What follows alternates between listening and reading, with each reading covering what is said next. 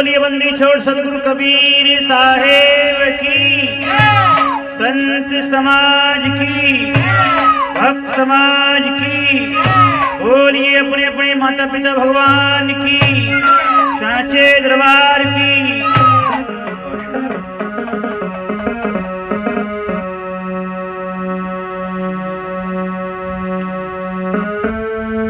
गुरु मेरी सुनी और मोए सुध रहे कि नाई, हमसे कर्मी बहुत ही गुरु तुम समदाता।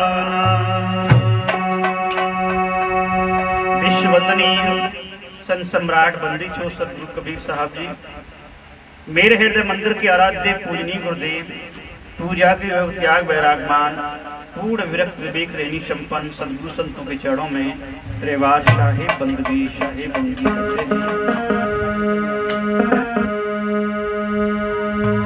आज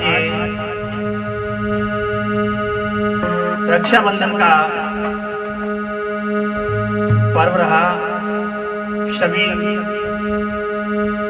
बड़े ही धूमधाम के साथ भारतवर्ष में रक्षाबंधन मना रहे।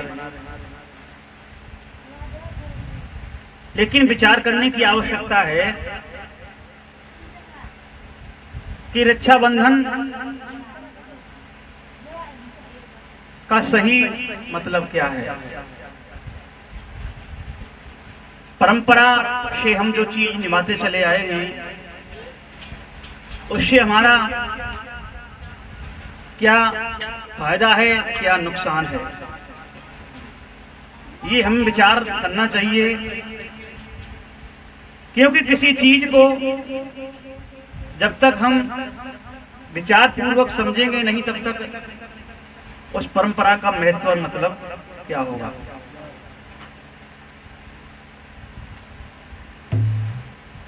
वैसे तो हिंदू धर्म में प्रमुख 4 त्योहार मनाए हैं, जो विद्वानों ने बताए हैं, होली, दीपावली, दशहरा और रक्षाबंधन।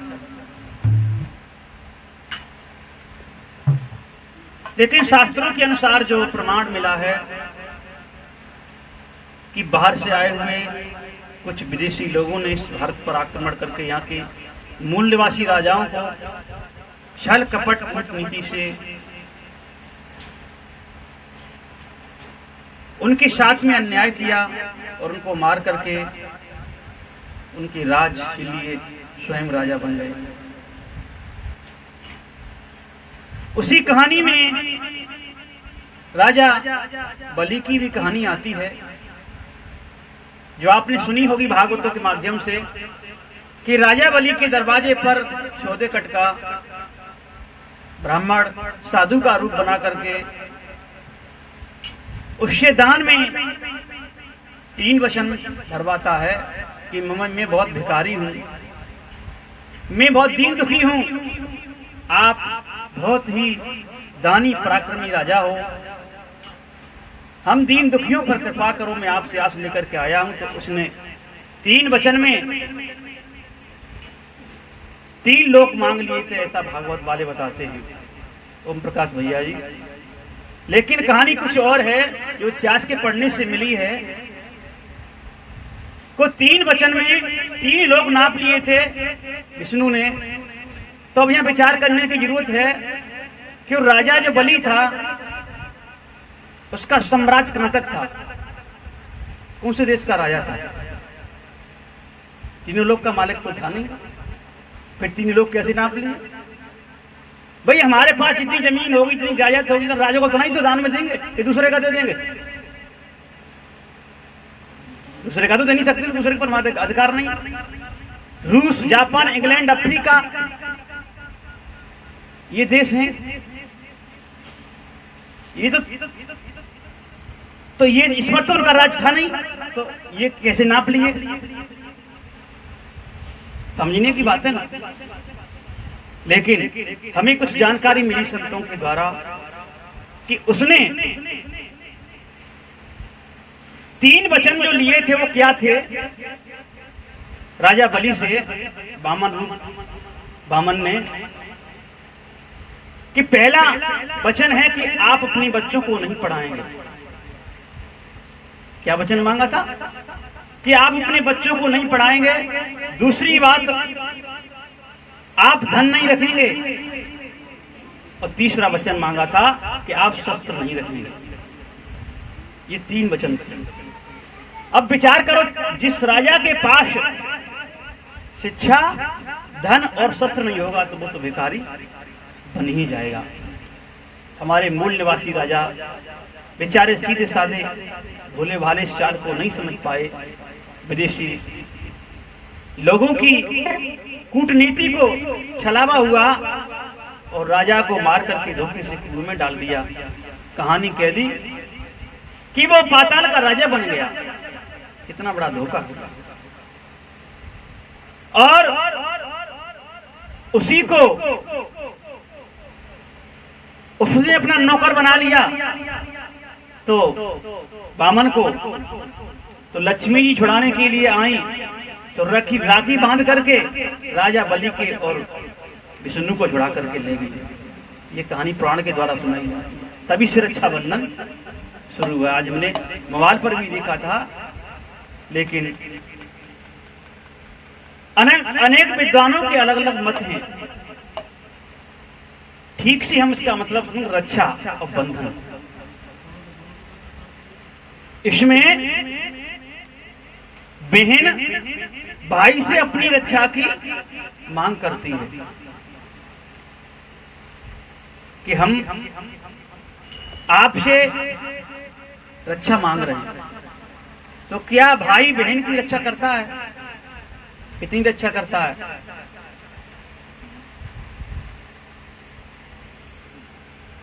अनेक बहन बेटियों के साथ अन्याय अत्याचार हो जाता है, लेकिन कोई भाई नहीं रोक पाता है। क्योंकि ऐसी समय पर होगा तो वहां पर भाई है नहीं, तो रक्षा कहां से होगी? तो हमें विचार करने की जरूरत है कि हमारी रक्षा कौन करेगा। और विदेशियों में भी तभी तो भाई हैं, बहन हैं, उनकी रक्षा कौन करता है? वहां तो रक्षाबंधन होता नहीं। केवल भारत में ही तो हो रहा, वहां भी तो भाई बहन हैं। खाली केवल भारत ही देश थोड़ा ही है, बहुत देश हैं। तो ये मानसिकता है। हम इस पर विचार करें। जैसे हमारी बहन बेटी ऐसे पराई बहन बेटी भी है। ये नहीं कि हम हमारी बहन ने हमारे धागा बांध दिया तो हम अपनी बहन की रक्षा करें और दूसरे की बहन की रक्षा न करें। जहां तेरी मेरी का भाव है, वहां देश समाज के लिए हम क्या कर सकते हैं? जिस दिन हमारा ये भाव मिट करके समग्र मानवता के लिए, भाई बहन के लिए कदम होगा हमारा, तब रक्षाबंधन हमारा सही माना जाएगा। लेकिन पराई बहन बेटियों को हम सही दृष्टि से नहीं देखते हैं, केवल अपनी बहन बेटियों को तो बहन बेटी की दृष्टि से देखते हैं। तो फिर ये भाई सही कहां है? कहते हैं एक लड़का बाहर गया, घर से बोल करके पिताजी से कि शाम तक आ जाऊं। तो पिताजी को कोई चिंता नहीं होती है। जब लड़की बोल करके जाती है घर से कि पिताजी मैं शाम को वापस आ जाऊंगी, जब लड़की शाम को वापस नहीं आती है तो पिता को चिंता होती है। क्यों हो रही है? लड़का गया था तब तो किसी की चिंता नहीं थी, और लड़की गई तो चिंता क्यों? वो भी तो चिंता नहीं है। लड़की के लिए चिंता है और लड़के के लिए चिंता नहीं है। अरे अन्याय करेगा, भ्रष्टाचार करेगा तो भाई ही तो करेगा, वो भी तो भाई ही है। इसीलिए लड़कों से खतरा है लड़कियों को। इसीलिए पिता लड़की की चिंता करता है, लड़का की चिंता नहीं करता है कि लड़का गया तो लौट के आ जाएगा, वो तो आ ही जाएगा। लेकिन लड़की की चिंता करता है। खतरा करने वाले भाई है ना। लड़की ने आज तक तो किसी के साथ में खतरा नहीं किया।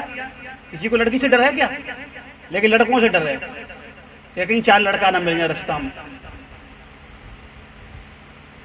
तो भाई लोग हमारे सुन रहे हैं, सच्चा रक्षा बंधन हमारा तभी माना जाएगा हम ये दृढ़ संकल्प लें आज के दिन कि अपनी ही नहीं समग्र बहन बेटियों को हम अपनी बहन बेटी की दृष्टि से देखेंगे, तब ये रक्षा बंधन सही है।